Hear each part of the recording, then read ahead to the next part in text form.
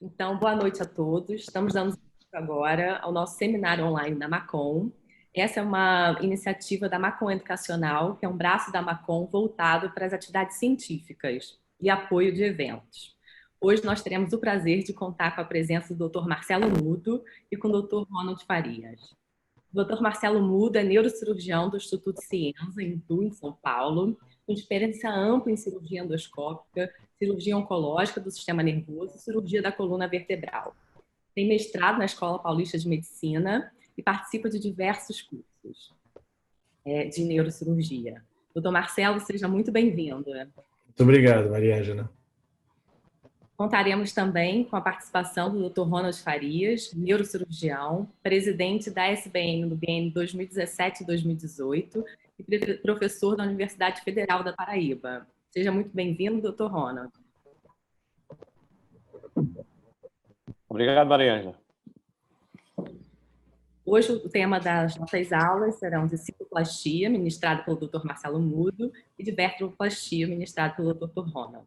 Nós temos uma coluna de bate-papo no canto direito inferior, onde se podem ser postadas as perguntas. No final das apresentações, nós faremos uma moderação. Todos fiquem à vontade para fazer as perguntas e a gente pode debater no final. Vamos dar continuação agora à aula do Dr. Ronald Farias. Dr. Ronald, seja muito bem-vindo. E aí, no final, a gente faz junto um bate-papo, tira todas as dúvidas, lê as perguntas aqui no canto inferior direito que as pessoas vão colocando. Muito obrigada, Marcelo. Seja bem-vindo, Dr. Ronald, com a sua aula de vertebroplastia. Boa noite a todos. Boa noite, Maria Ângela. Boa noite, Marcelo. Queria inicialmente agradecer o convite da empresa Macom. É uma empresa brasileira, genuinamente brasileira, a empresa que mais investe em desenvolvimento da educação no Brasil. Quando estávamos na presidência da SBN, convidei a Macom para se envolver na parte educacional da SBN e ela deu um forte apoio para o desenvolvimento da ciência e da educação no Brasil em relação à SBN e toda a classe neurocirúrgica. Eu fico muito agradecido por ela estar sempre estimulando o conhecimento. Então, falando agora de vertebroplastia, que é o tema da aula, já facilita muito, porque Marcelo falou primeiro e nos trouxe informações muito úteis para dar o prosseguimento dessa aula. Antes de mais nada, eu queria falar um pouco da vertebroplastia. Eu vou iniciar aqui o slide, compartilhar a tela.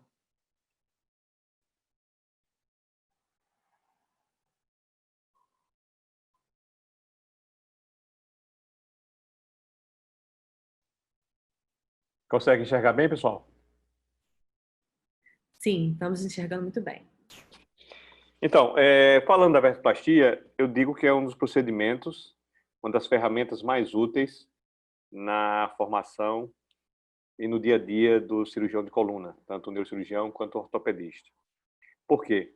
Porque a população de pacientes com osteoporose, que vão envelhecendo, é uma população enorme, e as fraturas osteoporóticas, tanto da coluna quanto do quadril, elas são muito prevalentes na nossa prática diária. Além disso, com o aumento da faixa etária, da idade, nós temos também outra patologia em que será muito útil a utilização dessa ferramenta, seja a vértebro ou seja a cifoplastia, que é as metástases de coluna e o mieloma múltiplo, um tumor ósseo, bastante comum, cada vez mais prevalente, e a vertebroplastia é um procedimento muito útil para esse tipo de patologia. Um dos problemas que acontece muito com a população idosa é a perda do equilíbrio sagital. O que é isso? Os idosos começam a ter uma postura de inclinação do tronco para frente, e essa inclinação, alguém está desenhando aí na tela. Então, essa inclinação do tronco para frente, ela faz com que o idoso passe a ter uma mirada do olhar para baixo. Ao invés de olhar horizontal, ele olha para baixo, e para compensar essa mirada olhando para baixo, ele passa... Então foi isso mesmo. Pessoal, desativar aí o áudio. Viu ela, viu o filho do prefeito de Palmeiras.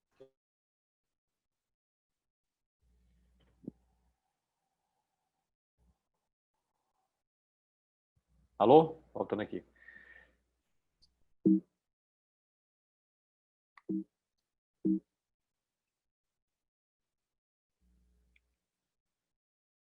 Então, vamos lá, voltando aqui que teve interrupção.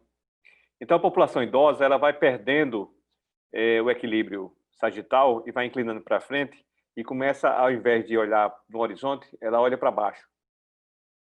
Isso aí desencadeia uma série de consequências, que é a flexão do quadril e a genuflexão, né? Flexão do joelho. E essa postura vai acelerando a artrose do quadril, a artrose do joelho, e é uma consequência muito séria para os idosos.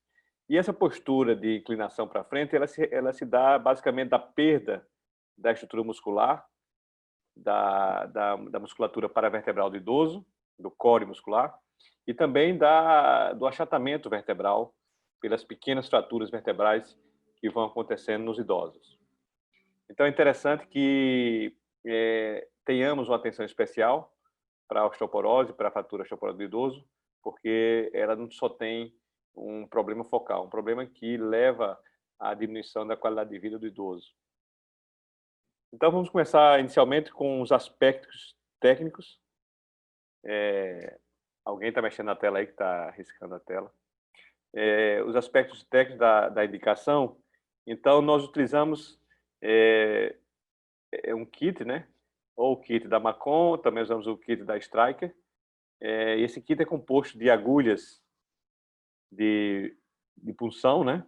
Agulhas número 11 ou número 13, as mais finas para a coluna torácica e as mais calibrosas para a coluna lombar.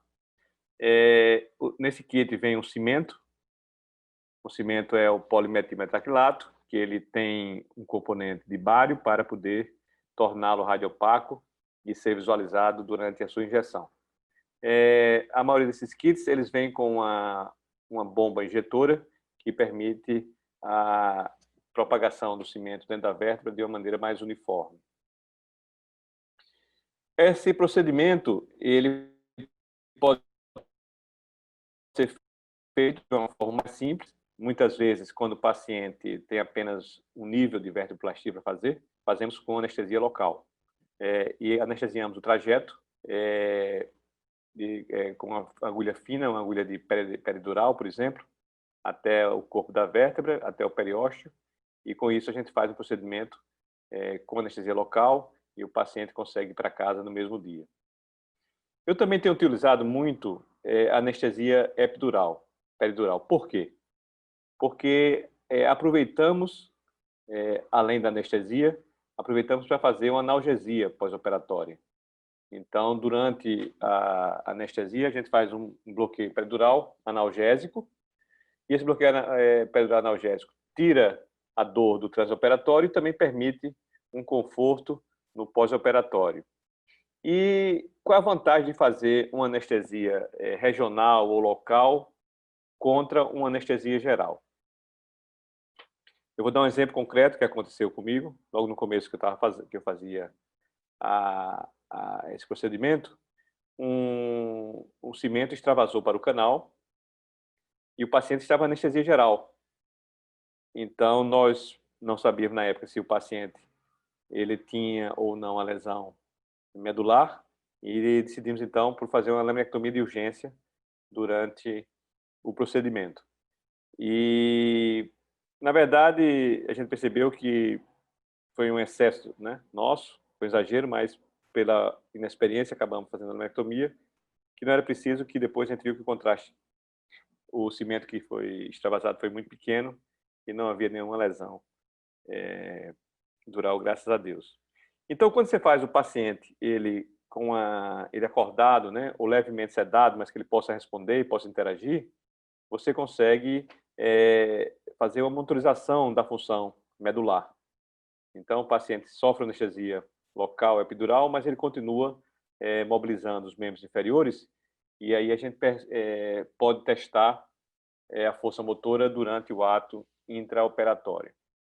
Outra coisa também importante em relação ao aspecto técnico, além da anestesia, é sempre procurar fazer a vertebroplastia ou a cifaloplastia no centro cirúrgico. Eu estou falando isso porque alguns colegas fazem em sala de hemodinâmica. Inclusive, o procedimento de vertebroplastia ele foi desenvolvido pelos hemodinamicistas na França, né, no ano de 86, para tratar hemangiomas vertebrais.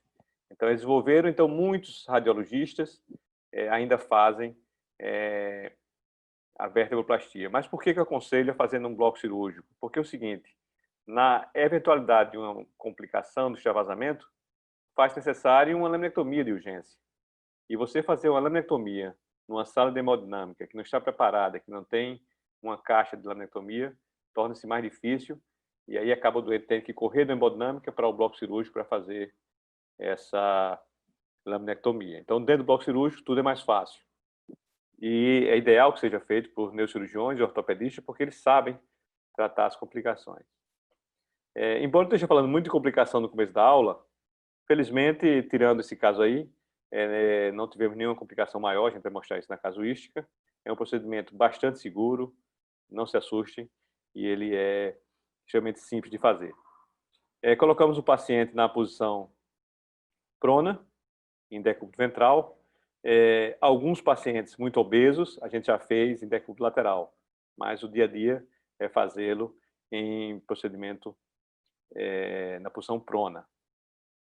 Sempre guiados pela radioscopia. Alguns pacientes, alguns colegas fazem vertebroplastia em tomografia, mas é muito trabalhoso. A radioscopia é muito mais dinâmica e muito mais versátil.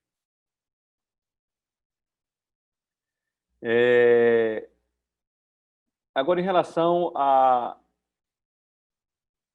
Tem um riscado aqui na tela que não sai de jeito nenhum. Alguém riscou a tela aí do computador e... Alguém sabe tirar isso aí, pessoal?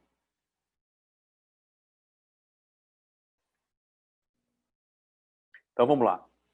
Há duas formas de fazer o acesso à coluna vertebral. Ou a técnica extrapedicular ou a técnica transpedicular. E, por menos utilizada, a via anterior. A técnica extrapedicular, que eu vou falar mais durante essa aula, ela para mim, é mais simples e ela pode ser usada desde a vértebra T5 até a vértebra L4. E como sabemos que a maioria dos casos está concentrada na junção tóraco-lombar, essa técnica é a mais utilizada no nosso dia a dia. Em relação à técnica transpedicular, através de pedículo, que o Marcelo falou, eu utilizo mais para a coluna torácica alta.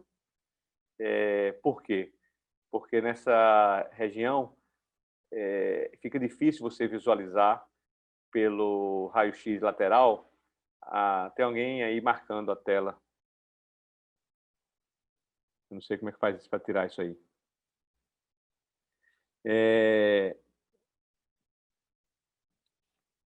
Então, na coluna torácica alta, a presença do ombro acaba atrapalhando a visualização do raio-x de perfil, e aí é mais aconselhável fazer a via transpedicular, em que você usa o raio-x de frente, né? A radioscopia de frente. E para as vértebras L5 e S1, também a gente faz transpedicular. Por quê? Porque devido à crista ilíaca, a bacia, você não tem angulação para fazer uma técnica extrapedicular nesses níveis de L5 e S1. Para a coluna cervical, só tem um caso. Eu fiz pela via anterior, por função direta, no corpo vertebral. Algumas dicas aqui de quanto é mais ou menos a distância, né? Para a via extrapedicular, mas eu vou falar no próximo slide com mais detalhes. Eu só vou sair aqui um pouco da apresentação e tentar entrar novamente para ver se tira essas marcas aí na tela.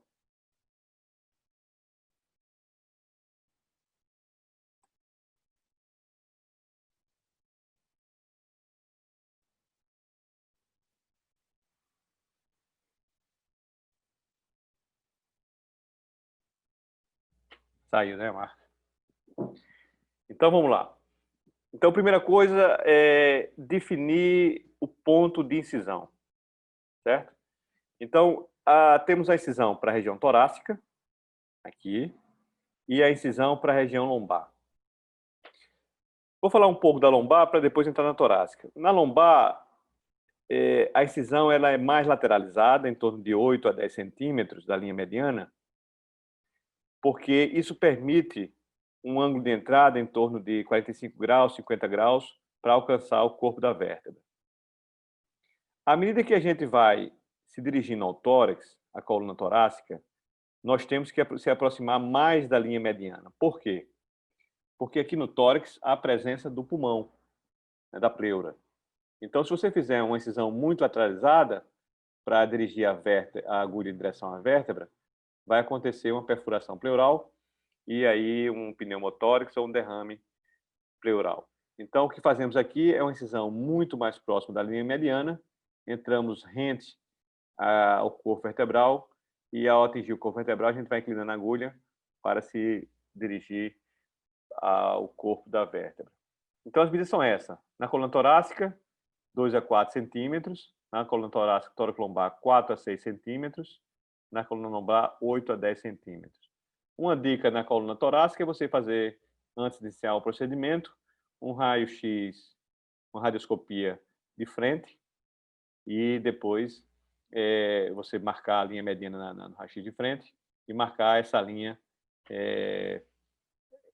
marginal ao corpo da vértebra, né? Essa linha lateral.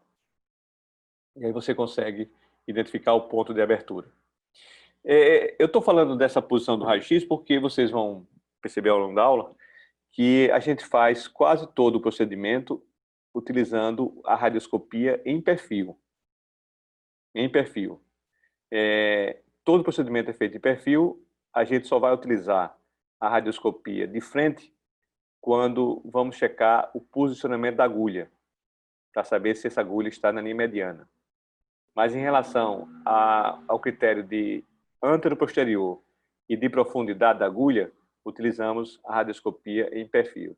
Então, só repetindo esse posicionamento da radioscopia, ao iniciar o procedimento na coluna torácica, eu aconselho a fazer um raio-x inicial de frente para identificar a linha mediana,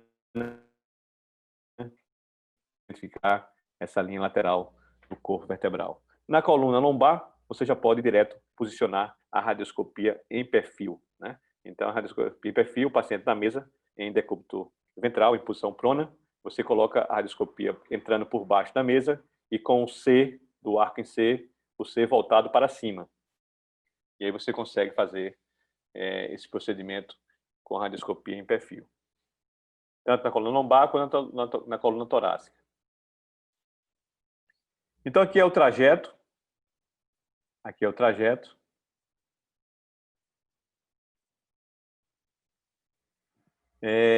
Na coluna lombar aqui, nós vamos entrar em torno de 8 a 10 centímetros. Isso aqui vai dar um trajeto em torno de 45 graus, esse ângulo aqui, olha.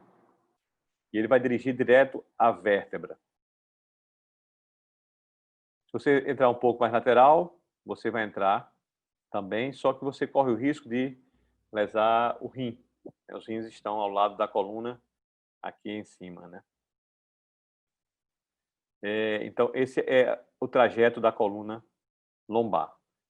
O nosso ponto de entrada, aqui nesse slide, ele está aqui no meio da vértebra, mas eu procuro puncionar a vértebra nesse ponto aqui, olha. Ou seja, no encontro do bordo posterior com o bordo inferior. Então, se você for diferenciar aqui, olha, for dividir, aliás, a vértebra em quadrantes, esse quadrante aqui é o que vai ser escolhido para iniciar a punção. Aí você pergunta, por que não fazemos a punção no centro da vértebra? Porque no meio da vértebra existe um sulco onde passa os vasos segmentares. Então, se você for fazer a punção aqui, nessa região, corre o risco de acidentalmente perfurar os vasos segmentares e fazer um hematoma retroperitoneal. Esse hematoma raramente tem consequências, porque o reto peritônio contém e ele acaba fazendo a própria hemostasia. Então, a punção é feita aqui. Então, à medida que a agulha ela entra e a gente toca essa face lateral da vértebra, E aí você vai usar a propriocepção. O que é isso? Você vai sentir com a ponta da vértebra, a ponta da agulha, essa região. E você pode até navegar com a ponta da agulha. Se eu subo um pouquinho, eu entro dentro do forame. E eu sinto isso porque tem essa curva entre a face posterior da vértebra e a face lateral. Então, ao tocar com a ponta da agulha, eu sei, através da propriocepção e da experiência clínica, cirúrgica, eu sei onde é que eu estou posicionado. Então, se eu for medial, eu entro do canal, devo evitar, obviamente, e se eu for mais lateralizado, eu vou estar seguro no corpo vertebral. Então, sempre o alvo da primeira punção é tocar nesse ponto aqui. Depois que você toca a ponta da agulha nesse ponto, qual é o objetivo agora? É você entrar um pouco a ponta da agulha para ela ficar fixa. A pontinha da agulha vai ficar fixa. Quase todas as agulhas de verteplastia, elas são biseladas na sua ponta, justamente para permitir que ela perfure a cortical óssea, que é a parte mais rígida. E ao perfurar a cortical óssea, ela fica rígida, mais segura, e você pode fazer a manobra que você quiser para direcionar o ângulo. Então, após fazer essa punção inicial na cortical, você pode direcionar a ponta da agulha para onde quiser. Normalmente, a gente direciona a ponta da agulha para longe da fratura. Por quê? Vamos supor que aqui tem uma fratura, o platô superior esteja todo quebrado. Se eu direcionar aqui a agulha para a fratura, na hora que eu for injetar o cimento vai extravasar para o disco. Então, eu fujo da fratura.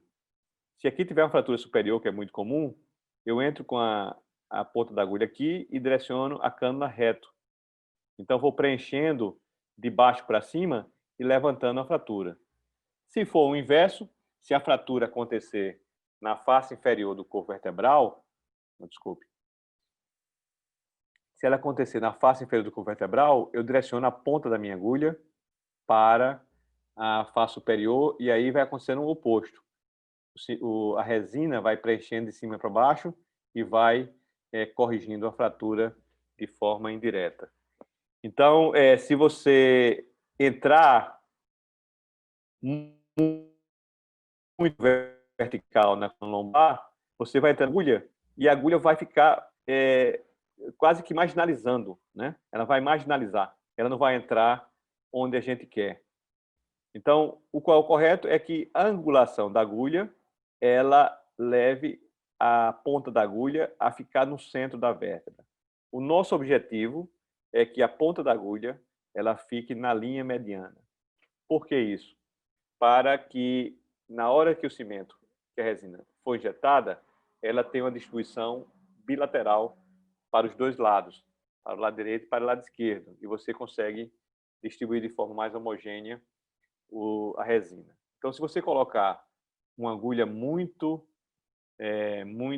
verticalizada, ela vai entrar aqui, marginalizando a vértebra, nesse caso aqui, olha, e aí a resina vai ficar preenchida apenas em um lado da vértebra e não preenche o outro lado, como se fosse uma punção pedicular de um lado que só preenche metade da vértebra.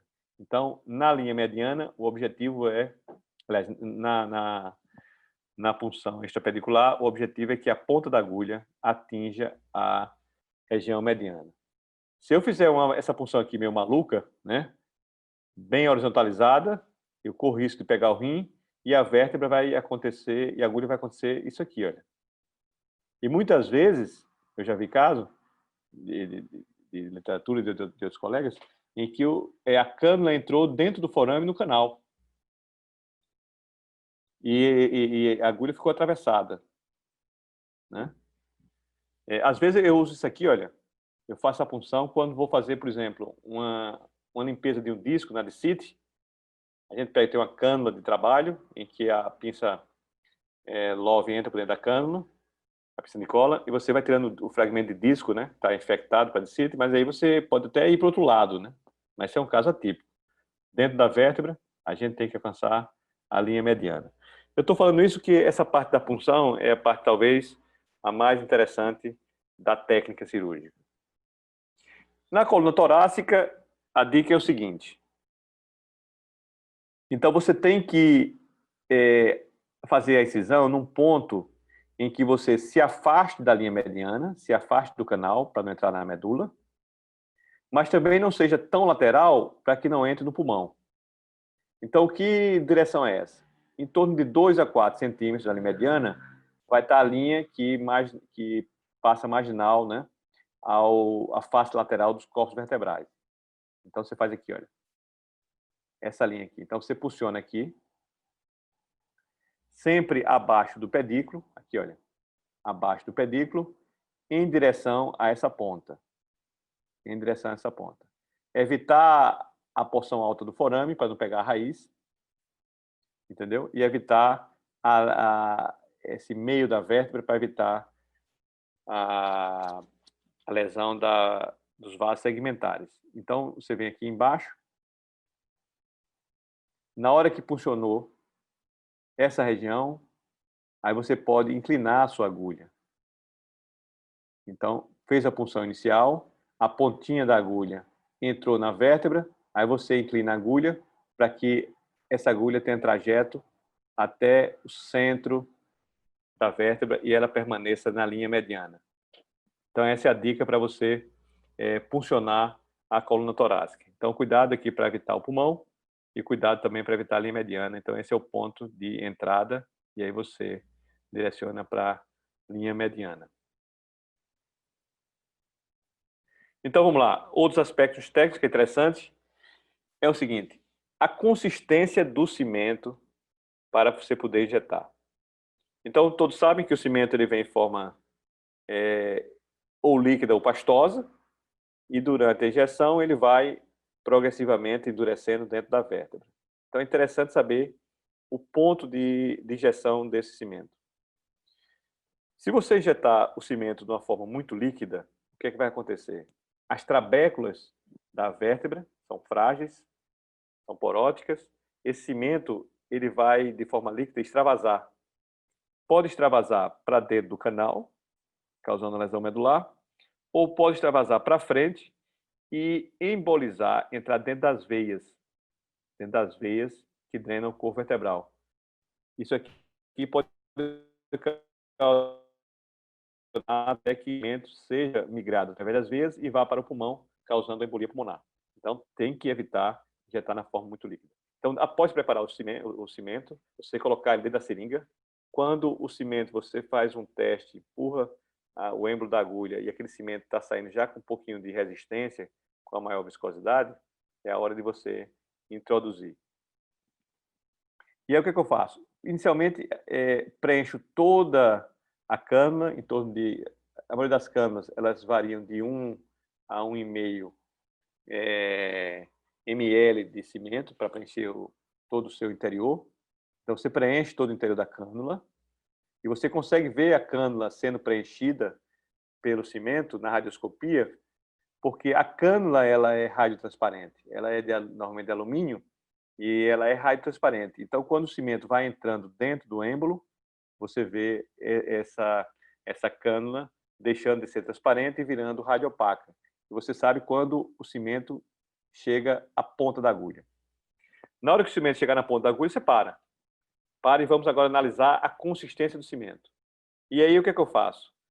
Esse conceito aqui, que é um termo que eu acabei designando, essa técnica, que é fazer uma dose inicial, a prime dose, né? Então, você injeta um pouquinho só, empurra a agulha com o injetor, né, de cimento, da forma como você achar melhor. E essa pequena saída aqui, desse meio ml que você pode injetar dentro do corpo vertebral, vai avaliar a fluidez. Então, você injeta com a radioscopia ligada. E de acordo com a disseminação da resina, você vai ter uma noção de que se a resina está muito fluida ou não. Se essa resina se distribuir muito rápido, é porque ela está muito fluida. Então, para um pouquinho, espere endurecer mais ainda e você vai injetando com mais calma. Se você notar que está já duro, né? Ao invés de formar essa malha fluida, ela for formando uma imagem mais homogênea, mais circunferencial, como se fosse uma bola, é porque o contraste, o cimento está mais endurecido e está na hora boa de ser injetado. Paralelamente a isso, uma parte do cimento, ele fica na mão da cimentadora e ela vai formando a consistência desse cimento para ajudar o cirurgião a ter uma noção da hora de injetar. Alguns colegas, eles fazem venografia, principalmente os radiologistas, os radiologistas intervencionistas que fazem esse procedimento. Eles, assim que colocam a cânula, antes de injetar o cimento, eles injetam um pouco de contraste para ver a distribuição do contraste dentro do corpo e para saber se tem alguma veia de drenagem do corpo vertebral que vai levar para o pulmão. Eu não faço a técnica porque eu substituí essa venografia pela Prime 12, que já dá uma noção da distribuição da resina dentro da vértebra e já dá uma ideia de consistência também da vértebra. Então, eu resolvo 2 problemas apenas com essa técnica aí. E qual é o nosso ponto? Qual é o ponto onde deve se situar a ponta da cânula? É justamente o encontro dos terços anterior com o terço médio. Então, se eu dividir a vértebra em 3 terços, um terço posterior, um terço médio e um terço anterior, eu vou considerar que o terço posterior é o terço de segurança. Eu procuro evitar que a resina entre nesse terço de segurança. E por que eu devo evitar? Porque, às vezes, tem vários forames nutrícios na face posterior da vértebra que podem fazer com que, ao chegar no terço posterior, o cimento extravasar para dentro do canal. Então, o terço posterior da vértebra é um terço de segurança. Evite colocar o cimento aqui. Outra coisa também, nós sabemos que a biomecânica da coluna vertebral, ela está 70% a 80% da sua carga biomecânica na coluna vertebral anterior, ou seja, no corpo da vértebra. Os elementos posteriores têm menor importância biomecânica. E quanto mais anterior, mais carga o corpo vertebral aguenta. Então se eu estou falando de um elemento que vai dar sustentabilidade à coluna, eu estou falando dos terços anterior e médio da coluna, que são os terços mais importantes. Então, o meu objetivo é preencher o terço anterior e o terço médio da vértebra. E sempre evitar jogar cimento, jogar resina no terço posterior, porque aumenta o meu risco de extravasamento. Então, se eu quero fazer uma distribuição homogênea, lembrando que quando o cimento está numa forma boa de se injetar, esse cimento vai se distribuindo de forma homogênea, basicamente no formato de uma bola que vai crescendo. É como se você estivesse enchendo uma bola, uma bexiga de festa de aniversário, em que ela vai crescendo de forma uniforme. Então, a mesma coisa é o cimento, quando vai sendo injetado dentro da vértebra, ele vai se alargando como uma bola, uma circunferência. Então, quando eu vou injetando aqui, essa circunferência vai ocupar o terço anterior e o terço médio. Então, para que ela ocupe para frente e para trás, ou seja, o terço anterior e o terço médio, o ponto de encontro, o ponto de localização da ponta da cânula tem que ser esse encontro entre o terço anterior e o terço médio do corpo vertebral. Em relação ao plano lateral, de lado a lado, entre direita e esquerda, para que eu possa ter a distribuição homogênea no sentido lateral, no plano coronal, eu tenho que a ponta dessa cânula tem que estar na linha mediana. Para eu checar se essa ponta da cânula está no terço anterior com o terço médio, eu uso radioscopia de perfil. E para eu saber se a ponta da cânula está na linha mediana, aí nesse momento a gente interrompe a visão de perfil e faz um AP. Então, o C do arco cirúrgico que estava nessa posição aqui, e aqui o paciente, ele passa a ficar assim agora, o C. E aí você faz um raio-x, uma radioscopia de AP para ver a linha mediana, depois você volta o C para a posição habitual. Então, é esse o preenchimento que a gente deseja, um preenchimento que ocupe o terço anterior e o terço médio e evite que o cimento vá para o nosso terço de segurança, que é a região posterior da vértebra. De um modo geral, injetamos 2 a 3 ml na torácica, na lombar consegue-se injetar 5 ml, às vezes até 8 ml. O ideal não é injetar muito, é injetar o necessário. Não precisa exagerar, né? Uma dica na coluna torácica que eu faço, quando principalmente as fraturas torácicas são muito severas, com perda de até 50% da altura, eu faço o seguinte: eu preencho toda a cânula, que dá 1,5 centímetro, deixo ela endurecendo dentro, e quando ela está já bem mais consistente, eu pego o êmbolo que vem na agulha, e aí deslizo o êmbolo e vou injetando ele de uma forma muito mais dura, que evita o extravasamento. Então, se torna mais seguro a injeção na coluna torácica. Na coluna lombar, a gente tem mais liberdade, porque as vértebras são maiores e suportam e aguentam uma quantidade maior de cimento. Existe um limite de fazer verteplastia. Para utilizarmos essa técnica extrapedicular, que é a técnica mais utilizada, e principalmente por causa da questão do raio-x de perfil, normalmente utilizamos como limite superior a vértebra T5 e como limite inferior a vértebra L4. E quando você se depara diante de novas outras vértebras, como L5, S1, ou T2, T3, T4, aí a gente faz a opção de utilizar a via pedicular, mas aí no caso a via pedicular nós trabalhamos principalmente com a radioscopia de frente, né, de AP. Como o Marcelo falou, a arma mais importante para saber a idade, o tempo da vértebra é a ressonância. Ela é uma arma muito importante, mas ao mesmo tempo é um problema, porque muitos idosos têm uma extrema fobia de entrar na ressonância. A gente sabe disso. Então, muitas vezes eles rejeitam a realização da ressonância. Muitos idosos têm marca-passo. Isso dificulta, né, a gente obter uma ressonância. E para você fazer uma anestesia geral no paciente, a sedação, para fazer uma ressonância demorada, tão simples assim. Outro fator também que impede a obter ressonância em idosos é que muitos desses pacientes com fratura osteoporótica estão morrendo de dor. Você faz uma tomografia em 1 minuto. Uma ressonância leva de 15 a 20 minutos.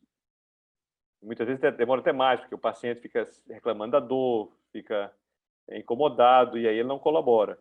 Então, às vezes, não é tão simples fazer uma ressonância no paciente idoso com a fratura que está com muita dor. Então, aqui no T1 da ressonância, a gente vê a hipointensidade nas vértebras, indicando que essas fraturas estão mais recentes. E o STIR, na ressonância, ele visualiza o edema ósseo, e você consegue identificar que essas fraturas têm uma data de acontecimento mais recente. Aí você também entra no tópico aqui agora, que é o tempo, né, o tempo de realização da verteplastia. Desculpa aqui.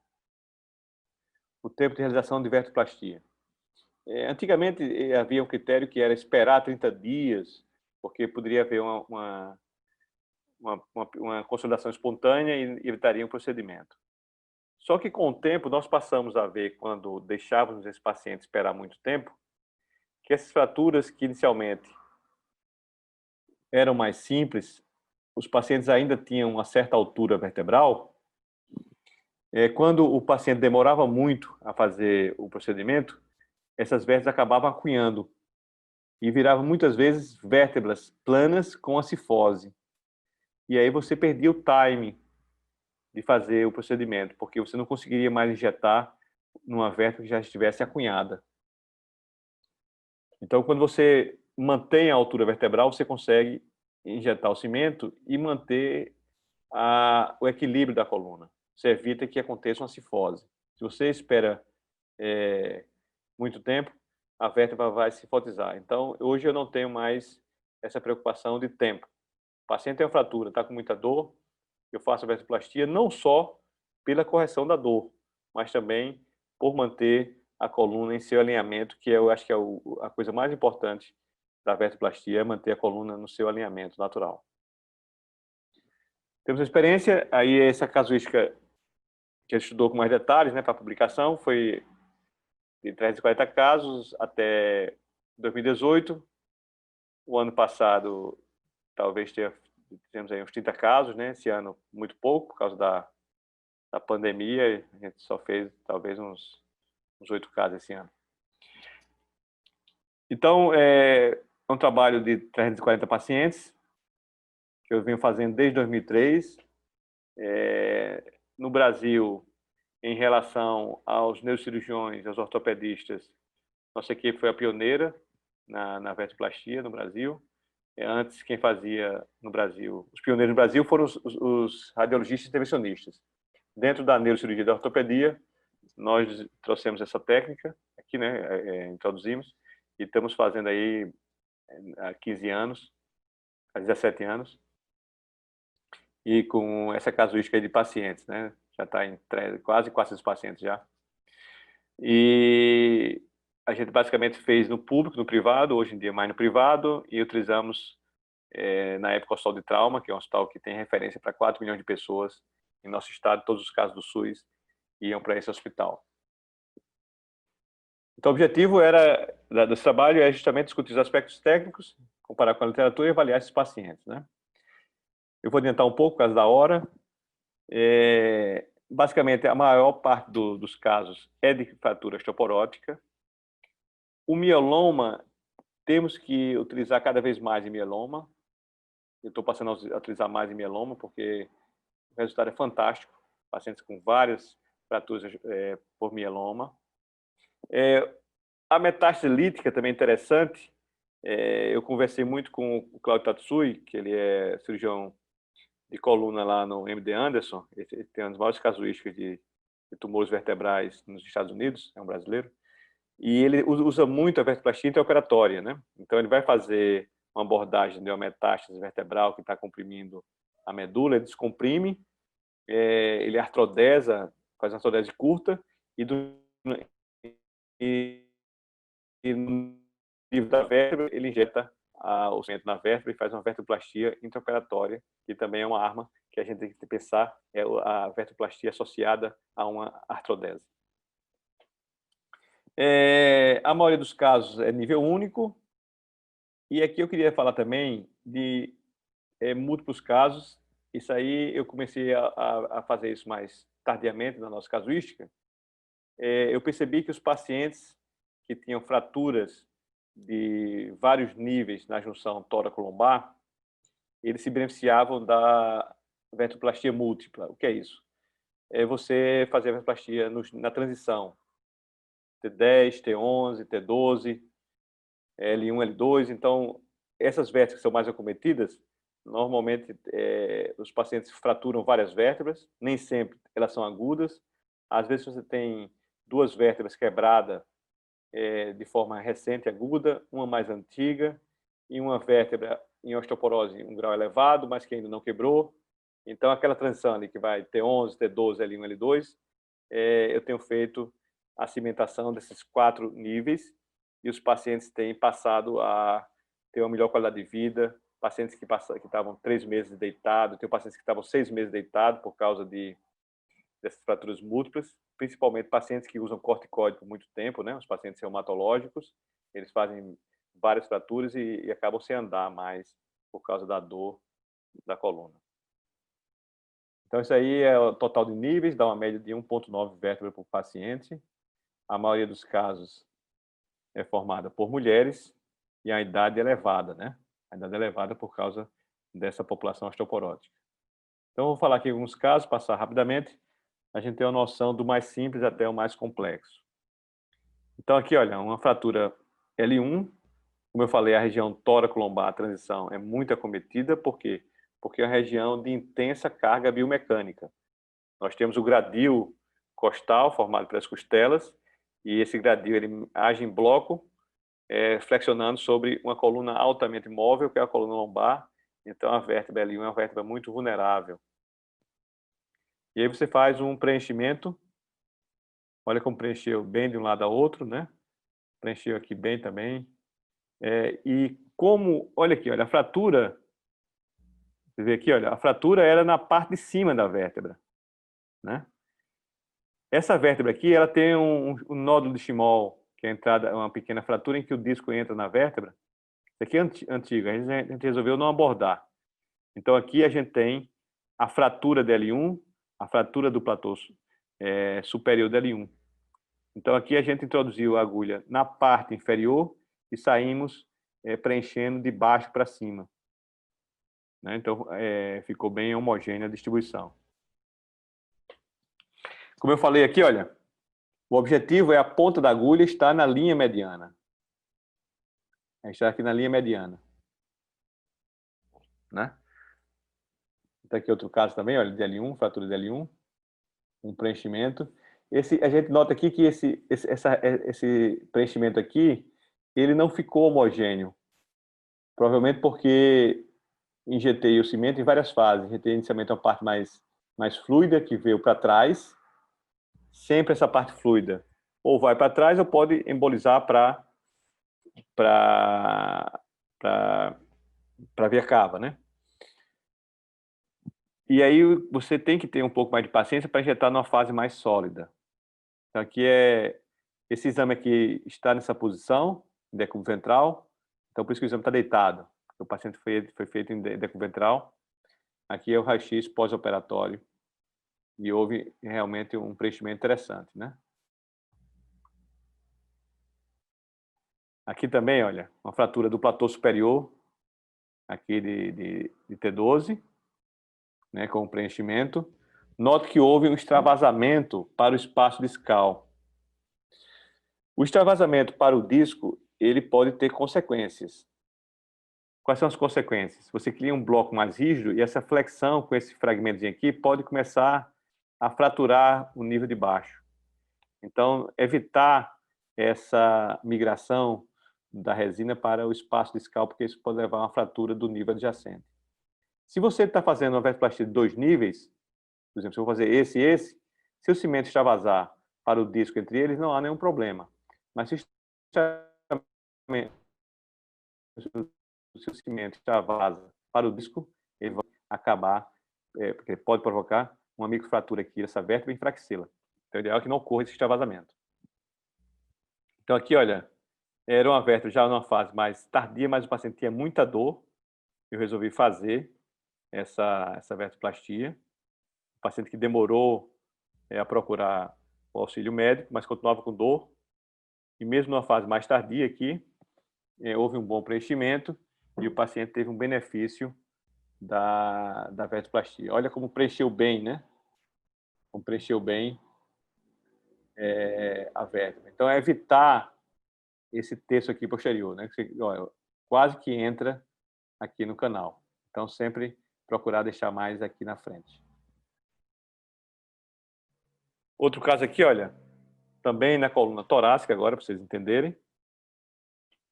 Uma vértebra mais alta, uma vértebra T8. Houve houve aqui um preenchimento bem satisfatório, né, para os dois lados. Outro caso aqui, olha,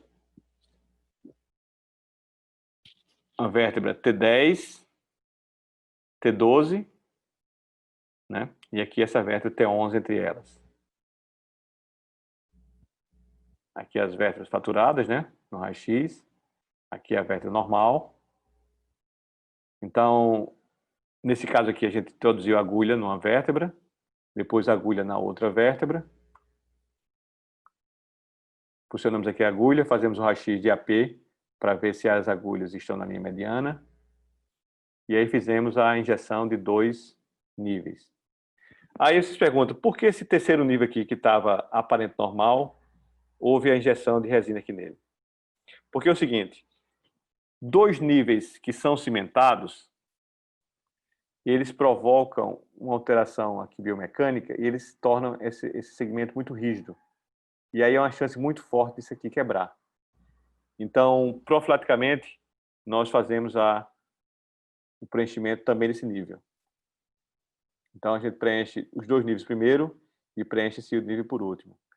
Aí você pergunta, por que não injetou esse e esse aqui de uma vez? Quando a gente coloca 3 agulhas ao mesmo tempo, devido à proximidade das agulhas, porque o espaço é pequeno, as vértebras estão achatadas, você não consegue ter espaço para manobra. Então, a dica que eu dou aqui, quando tiver 2 ou mais níveis, faz primeiro níveis alternados, por exemplo, aqui a gente fez T10 e T12, porque aí dá uma distância entre as vértebras, você consegue trabalhar bem com as agulhas, e você consegue utilizar só um cimento para as duas, e aí depois você pega uma terceira agulha e você faz essa vértebra com o outro cimento, né? Então aqui a gente utilizou basicamente 3 cânulas e dois cimentos. E aí você economiza, ao invés de utilizar 3 cimentos, seria mais caro o procedimento. Isso aqui, para vocês verem aqui, olha, que esse cimento aqui foi injetado de uma forma mais líquida, apesar inicialmente, durante a dose prime, houve um extravasamento aqui para trás, olha, e aqui para o vaso de drenagem, levando já para a veia cava, né? Mas infelizmente só entrou um pouquinho aqui. Então, quando se injeta muito fluido, acontece isso. Então, depois que injetou fluido, nós esperamos endurecer o cimento e ele só foi injetado numa fase mais tardia, em que ficou essa bolinha homogênea aqui, olha. Então, aqui esse exame aí, né? Olhando de frente e de perfil. Isso aqui a gente tem que evitar, né? Às vezes acontece isso, ele migrou para o disco de cima, isso pode fazer com que essa vértebra possa quebrar no futuro. Então, olha como é difícil que eu falei, né? Quando você coloca as 3 agulhas em paralelo, você fica com dificuldade de manobrá-las.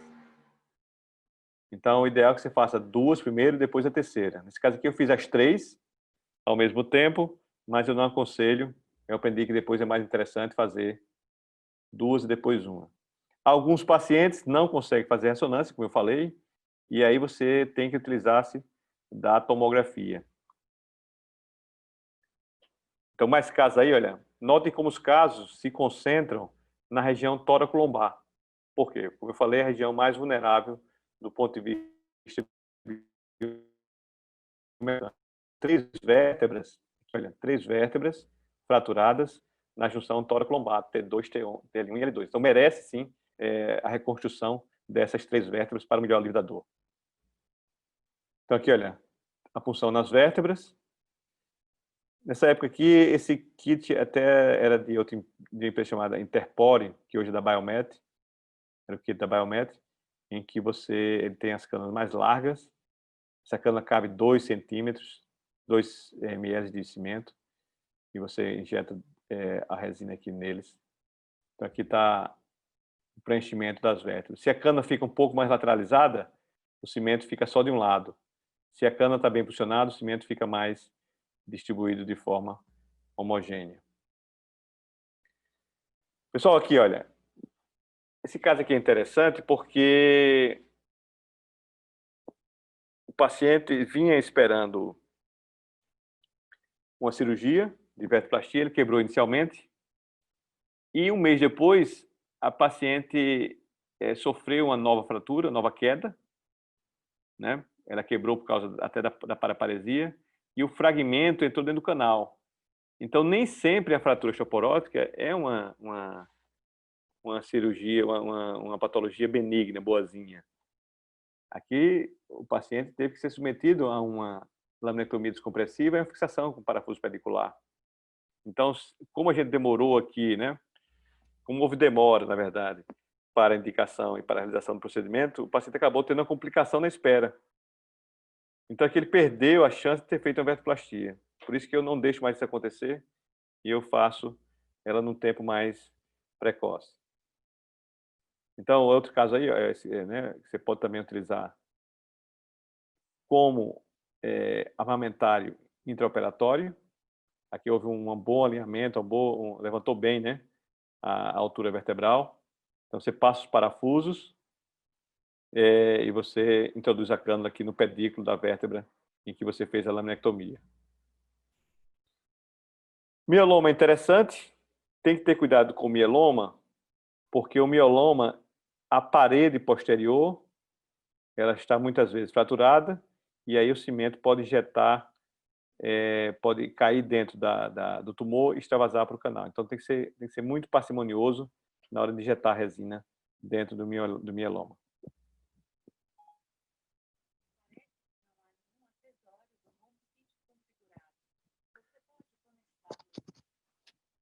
Aqui é um caso em que você vê fratura em vários níveis, né, pelo mieloma.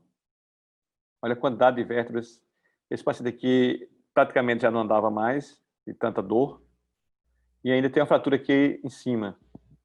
Então, esse caso aqui, olha, fraturas de baixo, né? E as fraturas lá de cima. A gente fez essas fraturas aí todas, né? Então, metástase, vou passar mais rápido por causa do avançar da hora. Já fizemos também para hemangioma. É mais raro, né? Hemangiomas maiores, dolorosos. Aqui é interessante que é uma lesão metastática sacral. Fizemos uma punção lateral, fizemos a raspagem, que é a biópsia da lesão, e no buraco, né, no vazio que ficou, nós preenchemos com a resina. Esse caso cervical, de que eu tinha falado no início da aula, então uma fratura osteoporótica C7, que é raríssimo. Então esse caso aqui a gente fez por uma punção anterior em C7 pelo pescoço, né? E aí a gente conseguiu um bom preenchimento aqui na vértebra C7. Então, o caso típico aqui, vou mostrar rápido agora, essa casuística que eu estou falando, que são as fraturas osteoporóticas em vários níveis. Então, aqui, olha. Paciente com vários níveis de fraturas vertebrais. Então, a gente preenche aqui, olha. O máximo que eu aconselho é fazer 5 vértebras, no máximo, num dia único. Por quê? Porque os efeitos da toxicidade do cimento podem ser evidenciados se você faz uma grande quantidade de cimento. Então, ideal no máximo 5 vértebras por seção, né, que é o caso aqui. Então aqui eu vou passar agora vários casos em que a gente faz a técnica de reconstrução da junção. Olha esse caso aqui, olha. O paciente tem uma fratura de L2, de L1.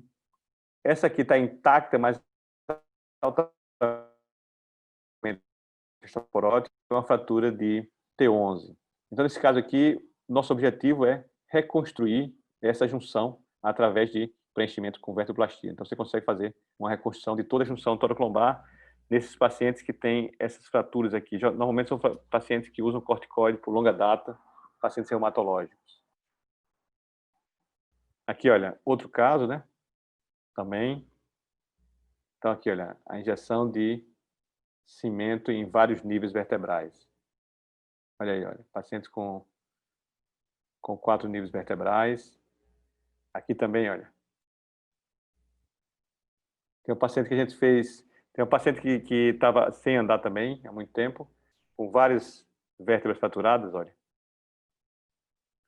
E a gente reconstruiu boa parte da sua coluna. Aqui, olha. Fizemos em 2 sessões, 7 níveis, e esse paciente voltou a andar com um bom aspecto em relação ao plano sagital. Outro caso também, olha, de 5 níveis. Olha como o paciente manteve a lordose. Aqui no raio-x de frente. Outro caso também de vários níveis vertebrais.